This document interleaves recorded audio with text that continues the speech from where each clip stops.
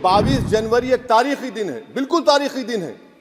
22 जनवरी की बुनियाद 6 दिसंबर 92 को रखी गई। 22 जनवरी की बुनियाद 86 में ताले खोलकर रखी गई।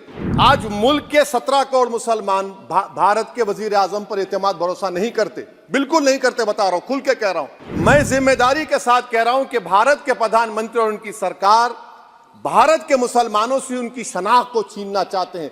ख्वाजा अजमेरी के आस्थाने पर चादर बिछाइए। नरेंद्र मोदी इस मुल्क में तारीख लिखना चाहते हैं। क्या तारीख लिखना चाहते हैं? कि मैंने इस देश को, गांधी अंबेडकर के देश को मैंने हिंदू राष्ट्र बना दिया। हमारे देश के प्रधानमंत्री सर, वतन अजीज के वजीर आजम, मैं बड़ी जिम्मेदारी के साथ कह रहा हूं कि मैं अपने बचपने में जब हिस्ट्री पढ़ता था तो मैंने एक स्टैचू की फोटो देखी थी, प्रीस्ट किंग ऑफ मोहनजोदारो। ऐसा लगता है कि वैसा ही लग रहा है कि प्रधानमंत्री नहीं है बल्कि पुजारी सम्राट बन चुके हैं वो। और मैं क्यों कह रहा हूं कि हमारे सदर जमहूरिया ने कहा था कि 22 जनवरी एक तारीखी दिन है, बिल्कुल तारीखी दिन है।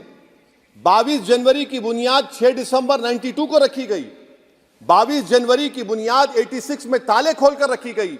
22 जनवरी की बुनियाद जीबी पंत ने रखी थी, इसीलिए तारीखी दिन है।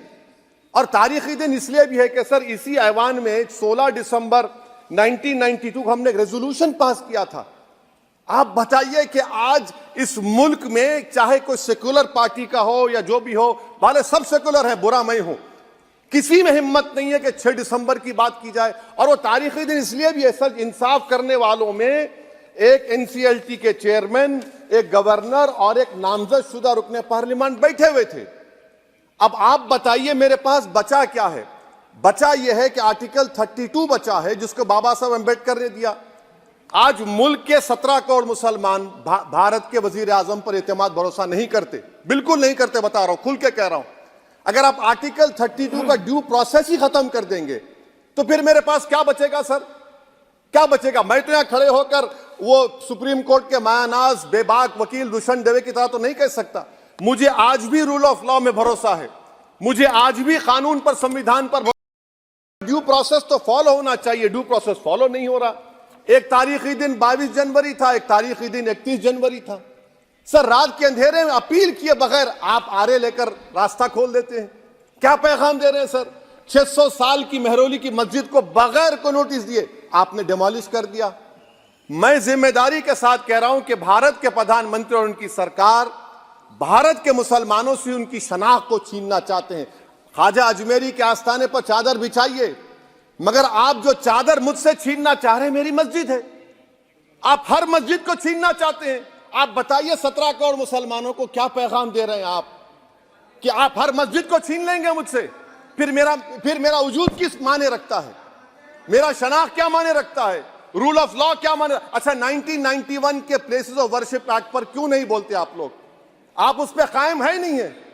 आप 500 साल की बात करते, मैं आपसे कहता हूं भाई 500 साल पे मत जाइए, बौद्ध पे जाइए, जैनिज्म पे जाइए, शैविज्म पे जाइए, कहां रुकेंगे? अरे इस देश को आजादी मिली 47 में, संविधान मिला हमको बाबा साहब अम्बेडकर का, बराबरी का। उससे पहले तो राजा रजवाड़े थे, जमहूरियत नहीं थी, लोकतंत्र नहीं था, मगर आप उसको उस बारे में लेके जाते हैं। अरे 500 साल आगे क्या होगा बताइए? आप किसी एक सिविलाइजेशन, सर अंग्रेजी में किसी ने कहा था, civilization can not be rewritten by hatred, history can not be corrected by demolition. आप ये नहीं कर सकते। और मैं उम्मीद करता हूं कि जब मौर्रिख तारीख लिखेगा, नरेंद्र मोदी इस मुल्क में तारीख लिखना चाहते हैं। क्या तारीख लिखना चाहते हैं? कि मैंने इस देश को, गांधी अंबेडकर के देश को मैंने हिंदू राष्ट्र बना दिया।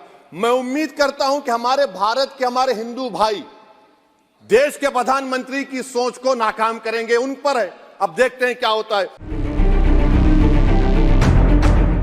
CEN न्यूज, देश प्रदेश की ताजा तरीन खबरों के लिए CEN न्यूज को सब्सक्राइब करें और रहें पल पल की खबर से हर पल बाखबर।